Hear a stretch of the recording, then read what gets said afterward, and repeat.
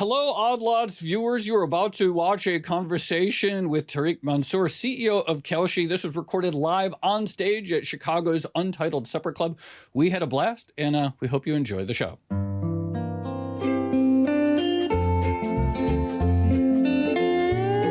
Tarek, thank you so much. Really excited to chat about. You're definitely having a moment. The South Park episode, I think last night, it was all about prediction markets. Did you watch it live? I try to avoid watching or reading anything about us without kind of getting the third party reaction before. Oh. So we didn't know because we saw the thing, like the announcement a few days ago. There's an episode of prediction markets, and we started kind of imagining all the types of things that they're gonna do. It was crazy. I mean, the highlight I think is like they copied the app, like exactly.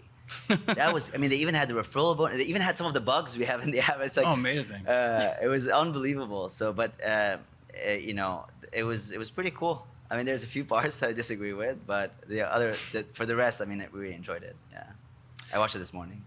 Why do you think prediction markets are having this moment now? After they've been around for decades, literally. Why now?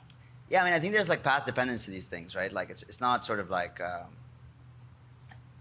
I'm a strong believer that sort of like, you know, in history you have to have a few agents that sort of like push and you know, push the boundary of certain things, and somebody's got to do it, type thing.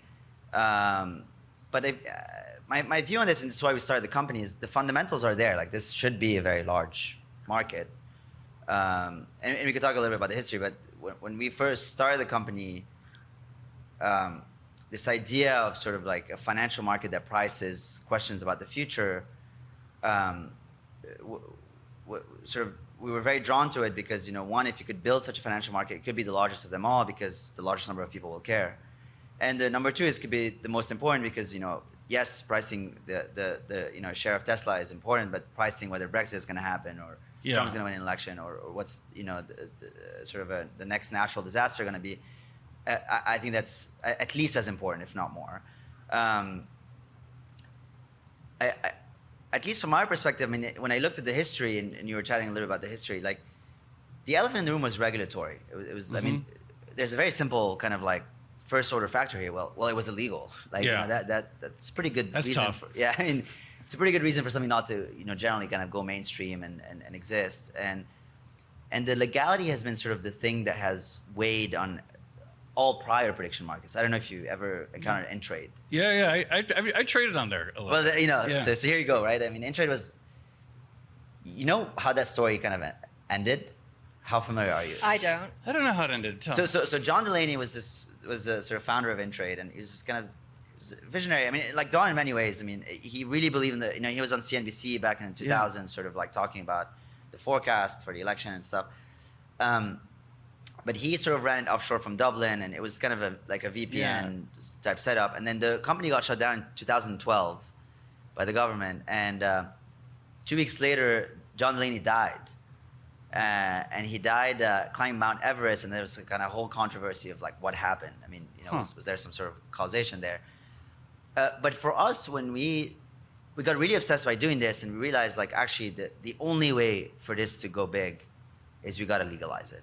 Like there was no other way, and no matter how big the company would get, no matter how much culture there was going to be around the company, it didn't really matter because the government could shut it down, and they will after a certain level of scale. And so this was sort of like we spent, you know, 3 years and a half when we after starting Kalshi, like all we did was basically regulatory work. It was like, how do we legalize? Fight, exactly. The fight was actually like more like 5 years and a half, like with 3 years and a half to legalize prediction markets, and there was sort of the whole thing with the prior administration around the election market, which we were completely uncompromising on. We had to do that.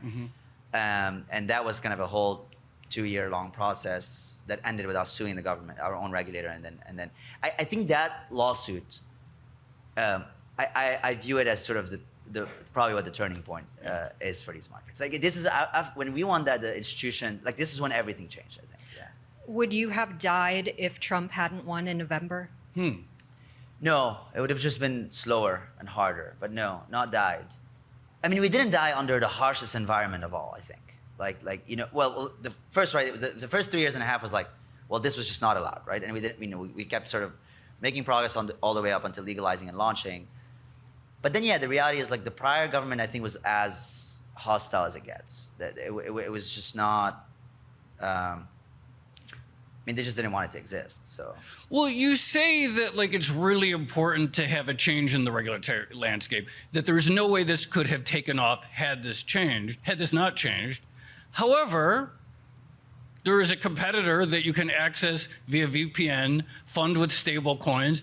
In theory, there doesn't even need to be a company that had been operating for several years. Couldn't it have happened, and could it still happen, that the future of prediction markets is on-chain and essentially outside of the regulatory landscape? I don't necessarily think that on-chain, off-chain is sort of necessarily kind of an unregulated, regulated. Like on-chain doesn't mean illegal, right? Sure. But I think that like. But there was a lot of volume on this entity that had all kinds of things while you were I'm talking about Polymarket, obviously. So. It's not like we couldn't go on chain, right? It's like this is not a very hard thing to build, right? Like in terms of like and actually like it's funny, like the first 2 weeks of Kalshi we tried to do something on chain and realized like, well, again, it was a good way to sort of be maybe like somewhat smart about regulation, but not really, because Augur was on chain also, and like that was also sort of shut down, and there was a bunch of issues. For us, we stood very firmly that like for this to go mainstream, well, you should avoid a VPN, you know, but also like kind of how do you have this be legitimized in financial markets, attract the type of institutions that would trade. You have a bunch of institutional partners and now the brokers, and actually truly take this mainstream. There was just no way to do it outside of this is the universe of financial markets. You cannot do it outside. You have to expand it. And if you expand it, then I think we have a real winner. And I think the results show, like, yes, Poly has a lot of volume, but like there's not real revenue yet. There's a lot of wash. Like it's kind of how do you account for all this stuff? And even if you account for all of that, today we're like something like 3x bigger within a year. So definitely want to talk about the brokers and the market makers. But before we do, a very basic question, but often the basic questions are the most interesting. Can you walk us through the life cycle of a binary event contract that gets created on your platform? That's a great question, because that's a hard problem, right? Like, because in traditional markets, right, the life cycle is like, we have an idea like grain futures or onion futures or GPU futures. Not onion futures. Not onion futures. Don't do onion futures. Onion futures is a bad idea. It's but you could set up a prediction. You know what though? I do think it's a little lame that Polymarket, like if there hasn't done onion futures, because if you're gonna what's the point of on-chain if you're not sticking it to the man? Anyway, if like the onion farmers are like finally having an instrument to hedge and what's the point of crypto if you're not using it to fight against these absurd rules? I mean, like, well, the onion futures rule is truly absurd. It's like that's one of those. But I guess now it's maybe kind of funny. Maybe we should just keep it. But like, but or like GPU. Or like GPU futures. I mean, like the point here is like, you have something where the lifetime is kind of like infinite. You list the future and the derivative, and it's sort of there forever. And then you build the liquidity over time. You can take your time. It takes like, usually these things take time. They take years to kind of build up, to market them and build liquidity. This is different, right? Like this is much more dynamic. It comes and goes. Like oftentimes the trend could be sort of like there for 2 to 3 weeks. Sometimes it's a week. Sometimes it's a day. And you have to be much faster. And kind of my mental model for what this looks like is sort of like there's an idea that can be from a user, from the news, from a trend, from some tweet. Then there's a listing of the market. And then there's kind of like from a listing to kind of making it reasonably liquid and active. It's interesting because the first time, so we've gone through like all kind of types of regulatory winters, but the first time we listed a market, it took us 18 months. Mm-hmm. That was just for listing. And because there's a lot, like the operations of tech, these are tickers, right? Like you list them like a stock or like WTI, crude oil. Yeah. Now we do it within 30 minutes. And so we've expanded the territory quite a bit. And most... And when you list it, does it go to the CFTC or what's the approval process? Yes, there's like a self-certification, which is basically you file it with the CFTC and they kind of like generally, historically, it's basically like if you file it and you haven't engaged with them beforehand, they usually will basically block it. They'll call you and say, stop until we talk, and then you do it. But now we've covered so much territory and we've built so much technology and like the operations and the regulator in the loop that like most new things that we do actually fit into a bucket that we've already done. And sometimes there are completely new things. Like right now, the frontier is actually some of the SEC, like company-related markets, I think is the sort of next frontier. But we've covered so much grounds now that like most things are like of a similar flavor. Mm-hmm. We've been going this whole time, you know, you talk about company-related stuff, talk about hedging onion futures, maybe hedging onion prices. Maybe you want to strip out something related to Tesla car sales. But let's talk about the business. How much of this is sports right now? How big is the gap between volume on a Sunday versus volume on a Wednesday?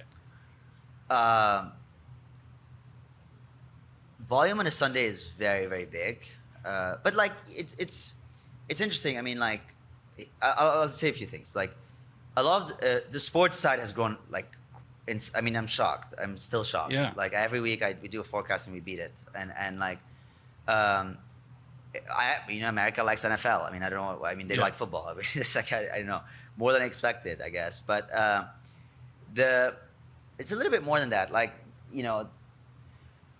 The thing about sports is, I'd say there's two things going on. One, there's just a lot of scheduled events.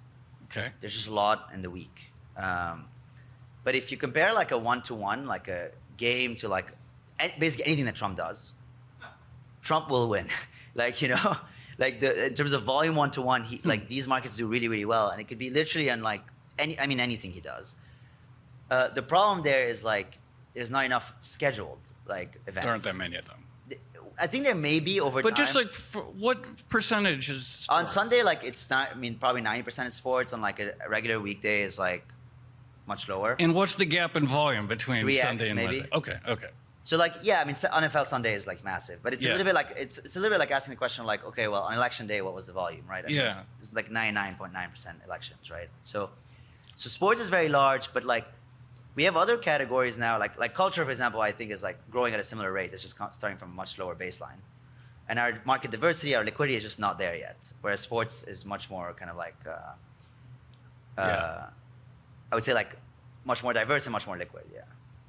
Okay, so I'm going to ask the obvious question, I guess, but why is it not sports betting?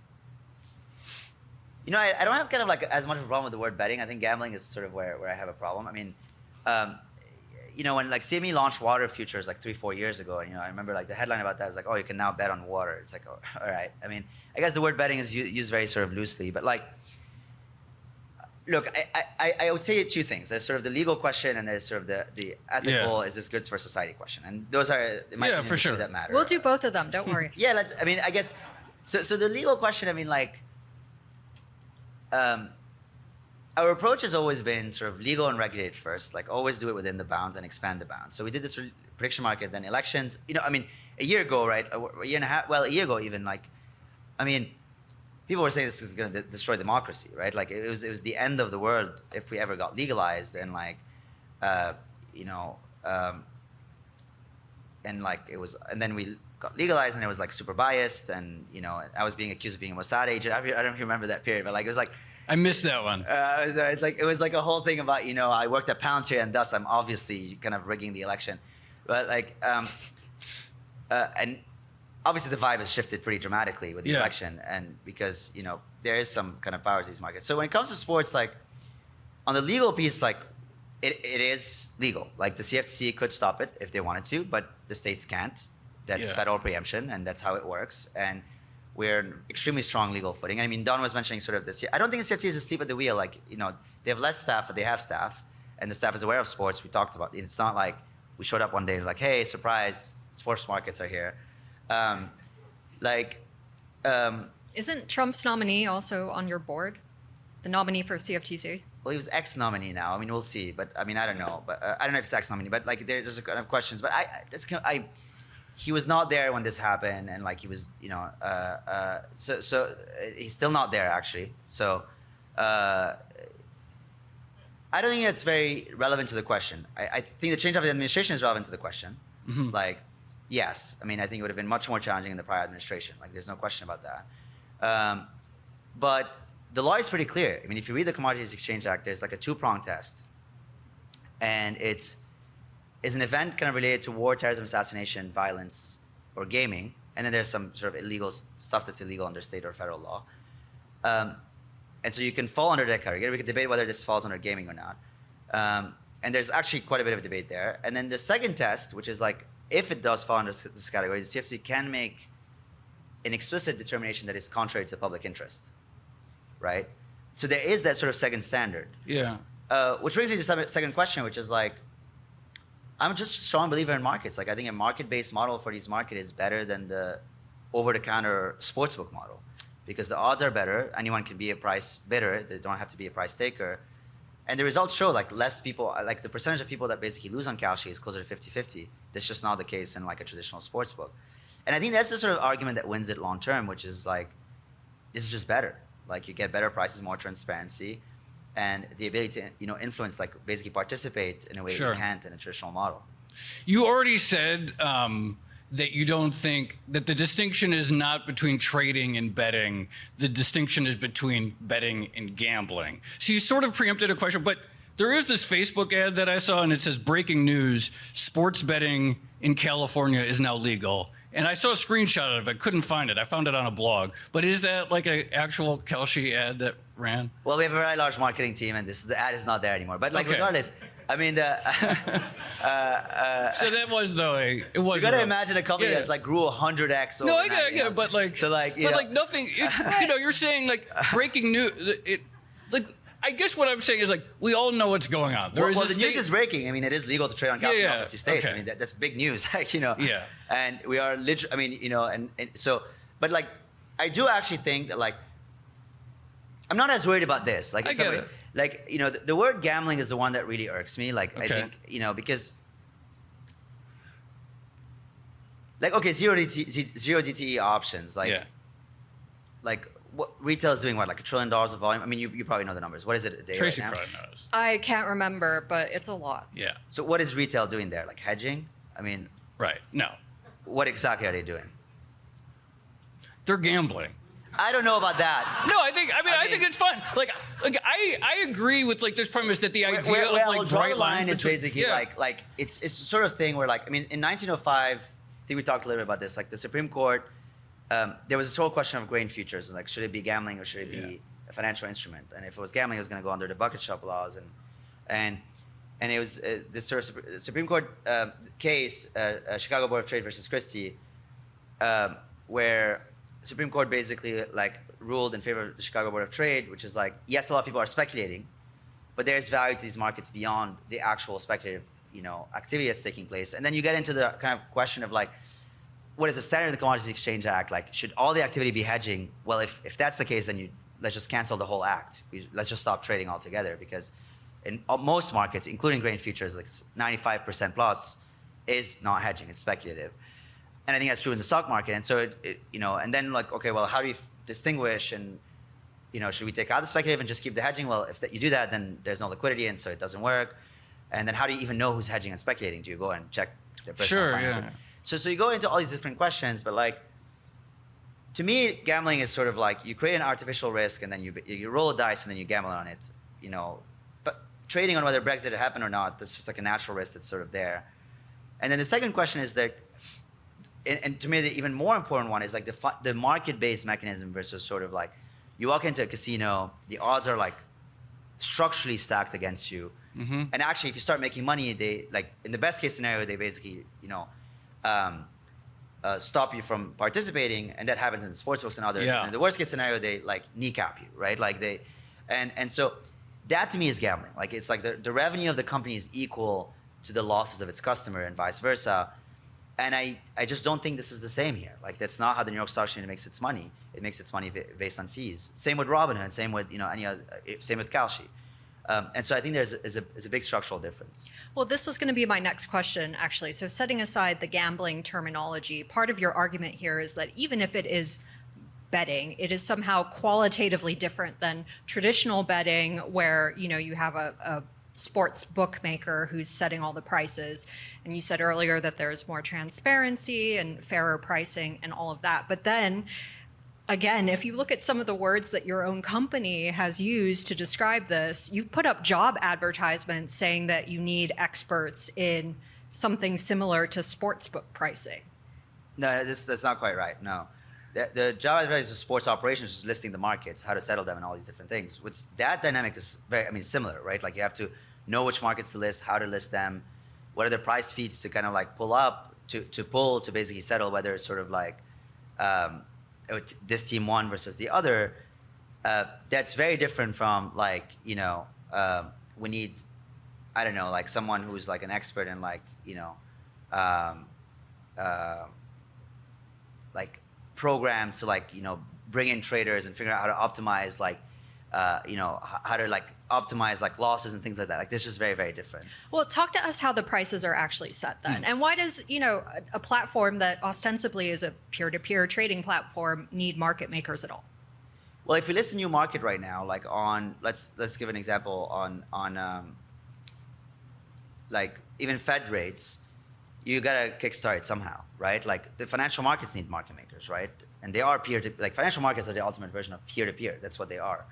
But it's basically a way to kickstart and bootstrap liquidity. And actually, our most liquid markets, the more successful a market becomes, the more profitable a market becomes, the lower the percentage of market makers, like whether it's like partners like Susquehanna and institutional market makers and others, and the higher it is, it's basically organic liquidity. So actually, the more successful it is and the more profitable for us and like anybody, it's the lower the participation of these market makers. So the use is actually like, you gotta have somebody that starts the bid ask. Like otherwise you put a market and there's nothing. It's just dead. And so you have to kind of break the chicken and the egg. In some ways, you start with the chicken and you incentivize that chicken so that the egg comes, and then you basically get the flywheel rolling.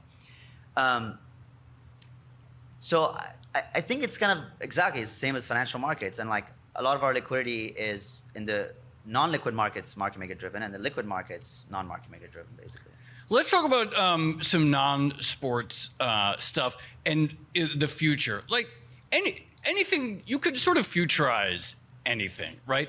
When you envision it, could we one day have a future for every single stock on the exchange, a perpetual future, a perpetual Tesla future, a perpetual Apple future, a perpetual, like, could that be a world that we live in one day, and a perpetual 10-year treasury future? I mean, Kalshi is everything in Arabic, right? So the long-term vision is like, yes. I mean, I just think like we should have a market, a perpetual or a future for private companies, a SpaceX future. Yeah, and like the idea of, so if can I get like one, I guess general and then specific, I'll answer generally and then specifically. So the general sort of principle is like, I think anything that has a difference of opinion, of qualitative opinion, should basically have a mechanism to resolve that quantitatively. Mm-hmm. So like instead of debating subjectively or something, like let's debate about it objectively and quantitatively, which is trading.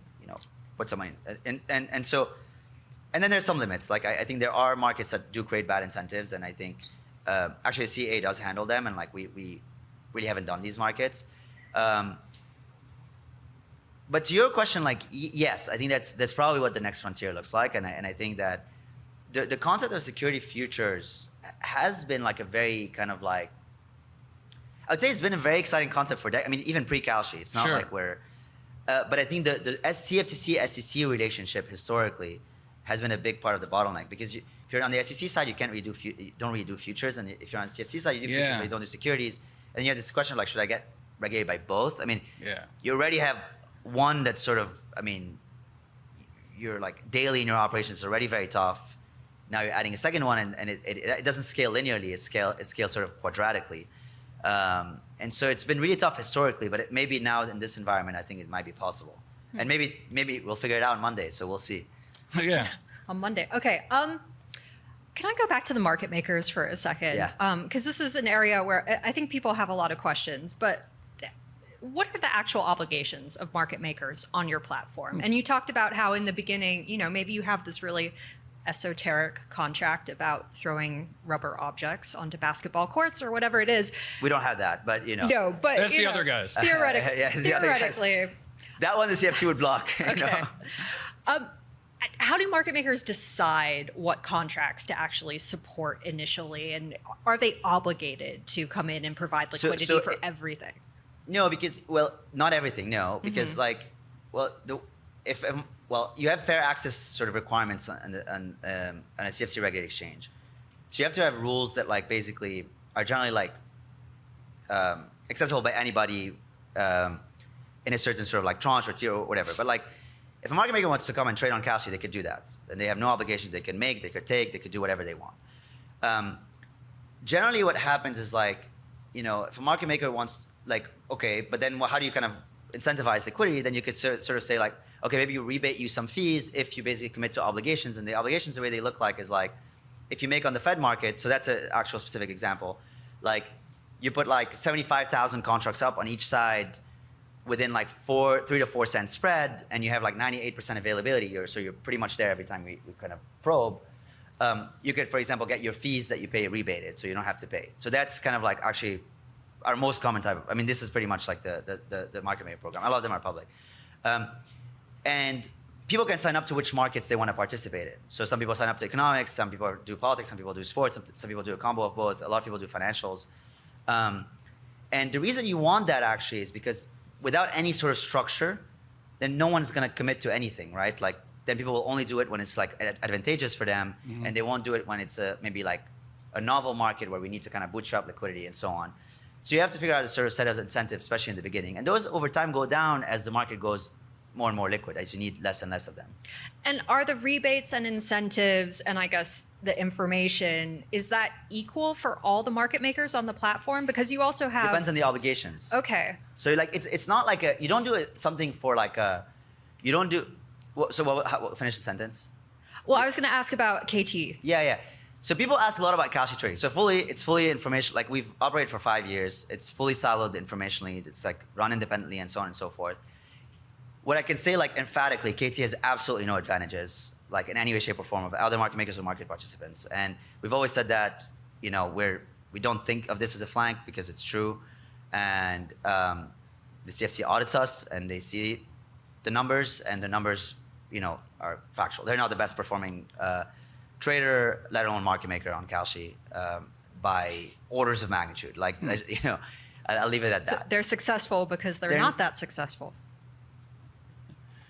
They're doing okay, I would say. Like, and it's fine. They have they try to kind of like bootstrap liquidity in some markets that are harder and so on and so forth. And that's a good thing. Like, otherwise these markets would sort of not be there. But I can say for sure is they don't have any privileges or benefits aside from anybody else, aside from SIG, aside from we have some small teams, 2-3 people that sign up to market maker programs. Some of these teams are actually beating all the other market, the institutional, including ours. Institutional are usually better than ours, but like. What we do is like there's like tiers. So if you kind of like abide by certain conditions, you can get more rebates than if you do lower conditions and less rebates. And those tiers are accessible to anybody that basically would do the conditions uniformly. One, because regulatory-wise we have to, and then two, because otherwise like people wouldn't trust the sort of marketplace. So yeah, there's none of like we get accused a lot about a lot of different things, Sure. But like that's normal. I mean, there's like a lot of incentives and interest that are on the other side of this equation for specifically now sports. At the time it was elections, but I think that kind of like we let the truth mean revert over time. So obviously you have these sort of legacy market makers who are now participating on your platform. You mentioned Susquehanna, et cetera.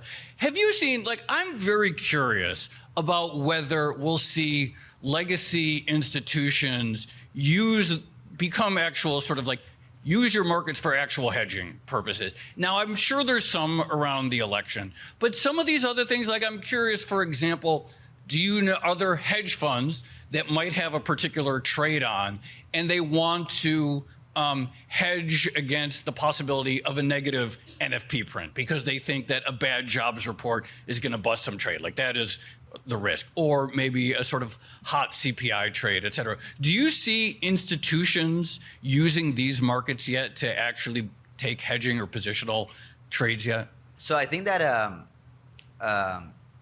so yes, but it's a kind of a size thing, right? Like the main bottleneck is basically liquidity.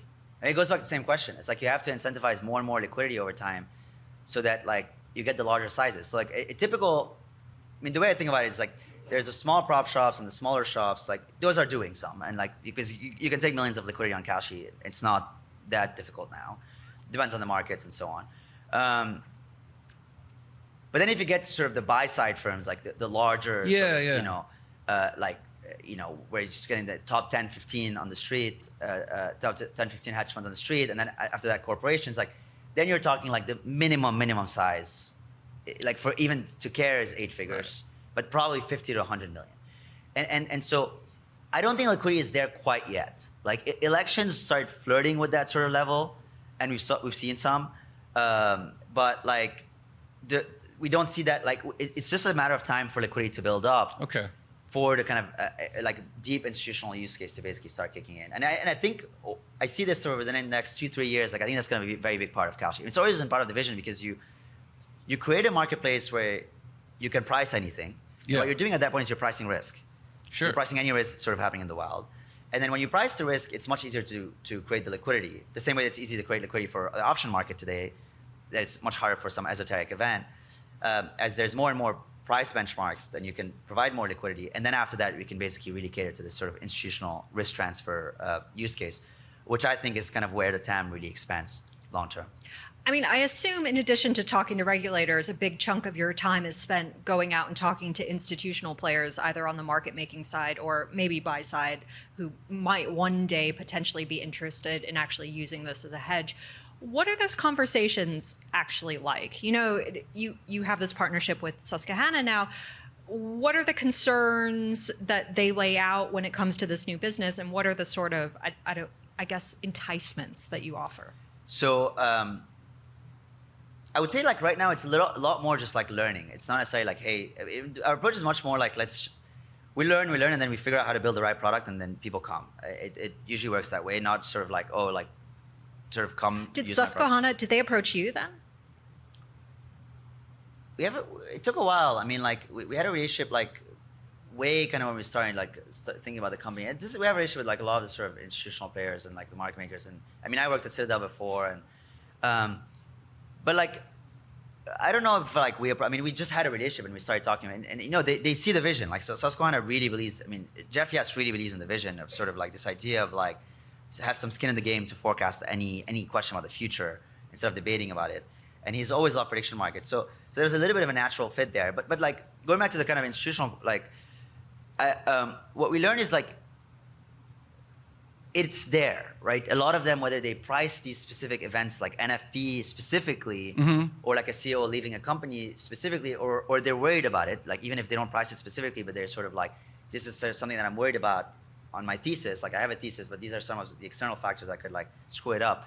That's a real thing. And like they would use it for hedging. And I think the requirements of is like, okay, some of them that are like solved, like compliance, regulatory, like, you know, you have a clearinghouse regulated, all the kind of usual stuff. But then there's liquidity, like how much size can I take for it to be worth it for me to kind of allocate a desk and, you know, put resources into it. And then the second one is like margins, which like, you know, today it's fully cash collateralized on Kalshi. So if you want to trade $100, you have to put it up.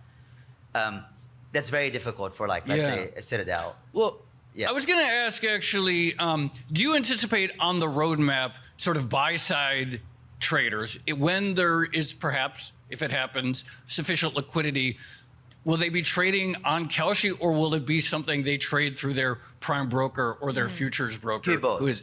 But are you in talks with the brokers? Yeah, it's the same exact sort of like reasoning. So like, what do you need basically? Like, and how does it work? But yes, I mean, the prime brokerages are very important because like you basically get like they have the full portfolio, so you can get a bunch of margining benefits if you kind of do it all with one prime broker, and that's why usually prime brokers are the gateway into financial markets. Yeah. And the same way as our broker strategy for retail, right? Like with the Robinhood and Webull and some of the other brokers, it's very similar actually, because you have your portfolio with the prime broker, and then like as you're thinking about your portfolio, it's like, hey, I could add on a hedge, and it's much easier for me to do it through my prime broker than do it on a separate platform. But by the way, it's pretty crazy if you go to the App Store and you just like look at Robinhood. The first thing is like the image of the football now. Really? Because they're trading through you. Anyway, just an interesting cultural marker. On that point, I mean, there's a social utility question here, right? Like, if I download Robinhood, okay, yes, I could get into 0 or 1 day options, and we can talk about the social utility there. But maybe I'm going to invest in an actual stock that generates some income. But now I'm seeing ads for football and sports betting. And I don't know. I'm sure there are some old-fashioned people out there, potentially like me, who would say, like, what does this do? What's the value? So do you think that sports, like, let's even forget about like. I mean, first of all, I don't like sports, but. Well, I mean, but like, I mean, a lot of people love sports, right? And like, I don't know. I think that like, my general view with these things. I mean, I'm a free markets person. Like, you know, I'm building a company where the name is, we want to have markets for everything. So. I'm much more in the camp of like, you figure out what people want to do and figure out how to do it in a safe, equitable, and fair manner. Like, make sure that like it's done with fair rules of the road for everybody to participate. And if they want to get smart and do their own research, and if they don't, that's on them, and they figure it out and add some sort of checks and balances around it to make sure it's safe and there's customer protection. But outside of that, like, I'm a strong believer that sort of the job of regulators should not be dictating what people should do with their money or their lives. Like I'm a very, very strong, like staunch sort of opponent of that sort of view of what a regulator should do. And I think that fits there. I mean, in some ways, maybe that's like if you look at Robinhood, like there's all these choices now, and like it's a bit weird to me that like the decision here is just sort of like, don't let them make the choice. Like if they want to invest, then great, and if they want to do football, then also great. I mean, and the solution to that feels weird to me, which is like hide that option, because the 50-year-old or 30-year-old man that's on Robinhood needs me to figure out what to do with their money, right? Like, and so that to me has always felt weird to me, and I think that's where financial regulation has sort of like gone too far in the last. I wouldn't even call it regulation. I'm very pro-regulation, and we chose to be regulated up front, right? Right. So, but it's sort of like I would say.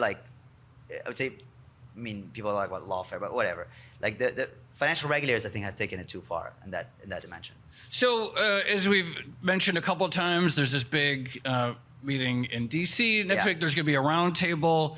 Incidentally, so Tracy mentioned earlier in the day, we interviewed Terry Duffy for an episode, and that'll be out in a couple of weeks. And I guess you haven't met, he said. You've never met, but I guess you're going to meet on Monday. But like, what should we ask Tarek? And he said, I think if I'm getting this right, he said that that Kalshi characterized itself as CFTC approved. And he says it's not, that it's instead not CFTC banned. That actually, because it's the self-listing, are you CFTC approved, or is it just that the CFTC has not said no? Well, that's factually incorrect. I mean, I don't know. It's like, I mean, I'll meet Terry. I'm very excited about meeting Terry. I mean, Terry's a legend. But like,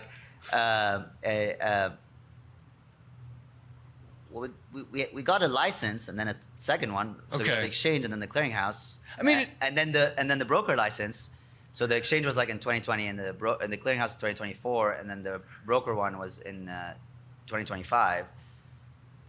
Those are all approvals. I mean, it's not like, But for instance, the individual contracts that go up to the CFTC, are those each getting approved? Well, the or election are they just was not obviously denied? actually disapproved, right? Like, and we had to sue over it, and it was and we were clearly right on the law, given that we won at the district and then the appeals court. Maybe there's like a separate dimension here, which is also the regulator is not always right, but there's a whole other thing there. But self-certification is a regime, which, by the way, CME is also operated within, and they've, So from that specific perspective, for each market, yes, it's not that every market goes through a prospectus like in the SEC and then gets approved. It's actually like a disapproval regime. Yeah. But the CFTC has authority to stay things, and it's a very broad authority, right? So maybe it's a good question to the CFTC, because I can't speak on their behalf. Well, you can ask them on Monday. Yeah, we got. I don't know if they'll be on that table, but what is the? Well, we talk to CFTC all the time, but So obviously, Polymarket is a major competitor to you. What do you see as like? What's your vision for what is traded on chain? And what are, like, could you imagine, we just talked to Don, he said he could see in 5 years almost everything being on chain. Like, do you see that? Yeah, maybe. I mean, well, it's interesting because probably now is what they're doing. So there's kind of the on-chain strategy, and then the kind of what we did, the regulated, normal clearinghouse, like regulated clearinghouse strategy, and like now what they're doing is sort of they're pivoting to ours basically. And so our view generally is like, well, it's a pretty positive sign for our strategy, probably, right? Because,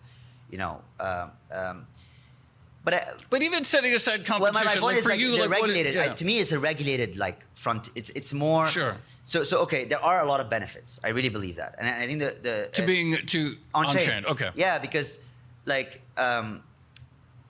one of the ones that I'm less interested in is sort of like skirting regulation, like sure. that's. But I think that like there's a number of things, which is like my mental model for it is a bit like the banking rails were set up in the kind of early 20th century. It's like JP Morgan and a bunch of his friends were like, hey, how do we dominate this whole thing? And they set up a bunch of regs, and then they closed the door behind them, and that was sort of that. And there's a bunch more complexity to that. But to me, this sort of whole on-chain thing imagine a bit like having given that problem to a bunch of smart, like hardworking developers without any limits, and let them build. Right, and obviously there's a lot of good that's gonna come out of that, and then there's gonna be some bad that comes out of that, obviously. But like, to me, it's like, well, there's a lot of liquidity on chain today, so that's something that we should access at some point. Two, I think the clearing side, there's a lot of benefits for how like you have to do novation and you have to do immutability. And usually right now we do it from a operational legal perspective, and obviously there's some tech, but on-chain really helps with that. That's like basically what it's designed to do. And so over time, like I hope as sort of regulators get more permissive, like I see some parts of clearing going on-chain, where it enables some of these use cases and also more transparency. Like the trades and the transactions are all transparent for everybody to see, and then people can build interesting like UIs and interesting projects on top without us having to sort of this whole permissionless sort of concept. And so I'm very bullish on it. I do agree with Don actually that like over the next 4 or 5 years, and you see companies like Robinhood, like companies like a lot of companies are leaning in. I think Kalshi is also leaning in, so we're pretty excited about it. So obviously the trajectory of your business has changed enormously just over the past year, less than a year, really. If you were thinking about it now, today, as we sit here, what's the biggest, I guess, blockage to further growth for Kalshi? Right now, it's a question I haven't been really thinking about. It's been growing so much right now. It's like all about like, how do we like not break, basically? Because like, I mean, honestly, like we grew way more than we could have possibly imagined, even in the most bullish scenarios, even post winning the election lawsuit. Even like December 2024, what like forecast for 2025, like it was just nowhere near what it is today. So, and it's interesting because it feels like we're sort of like halfway through. Like there's still just the current structure. I think we're not even halfway through. Like we have more brokers, we have a very deep pipeline of brokers, so that's great, and more sports. I think it's the frontier, it's the SEC thing. So I think it's like more markets. And I think we have a lot of what we want. I think over time is like, how do we start doing company-related prediction markets? And we're very excited about that. I just have one last question, and it's kind of a softball. But like after years of fighting all these different battles, regulatory battles, issues with states, et cetera, like how good does it feel? It must feel really good to actually kind of know that the business is real and have these battles. Yeah, I mean, just describe that feeling. It's weird because I don't know if I feel that much better this year than last year. I mean, Luan and I, when we started the company, we really built the company around. I love this book, sir. Have you ever read the book like "Discord Takes Care of Itself"? I don't think so. It's a great book about life, Okay. like everything. Honestly, like I really, it's just sort of so John Wooden was sort of basketball coach. Yeah. It's like most legendary about it. I mean, the whole thing was always about like never mention winning, about training the teams, like focus on the process and like day in day out, like just fall in love with the training, and like if you do, you just start winning. And like I would say a few things. I see these things as sort of, there's good times and bad times for all companies. And so yes, right now we're having a pretty great time, like as good as it gets for a company. But I don't feel that different. I think it's just like solutions bring new problems, and like then you focus on the new problems. It must be so much nicer though to actually work on building rather than I feel pretty good about is winning the battles. election lawsuit. Like that one, because we were so, there was some pretty big time vindication there. Like I think we were, because imagine like in 2020, like 3 going up to our board, like Sequoia and a bunch of others, and it's like, hey, like, yeah, we're not really figuring this out. It's been 2 years of like, pouring money into this, and like, we're, and nothing's working. We lost half our team over it, and like, company might die. And actually, what we're gonna do is we're gonna triple down and sue our regulator now. So it's, that was they looked at us. They're like, well, that doesn't feel right, like, and we still went through with it, and like, it ended up being absolutely the right decision. So that I think. Maybe like October 7th, or the day we won the election lawsuit was probably the day I felt happiest. What did you do when CFTC dropped the lawsuit? That was not that important. It was the one where the appeals where court you actually, that's what I meant. Yeah, that was important because, well, I first screamed a lot, and like we just like all got face in the office, and like it was amazing. But then then we got back to work because we got extremely anxious about launching the thing. Yeah. That was a brutal 3 weeks because we had to ramp up really aggressively, and I mean, we really grew 100x overnight. Like it was crazy. And so that was the 3 weeks where I worked the hardest in my entire life. I was sleeping in the office. Like I was given this chance. Like we have to basically utilize it to the fullest. And we didn't charge fees on the election market. I don't know if you knew that. It was an intentional decision because like the KPI here is we got to show the world that these markets work.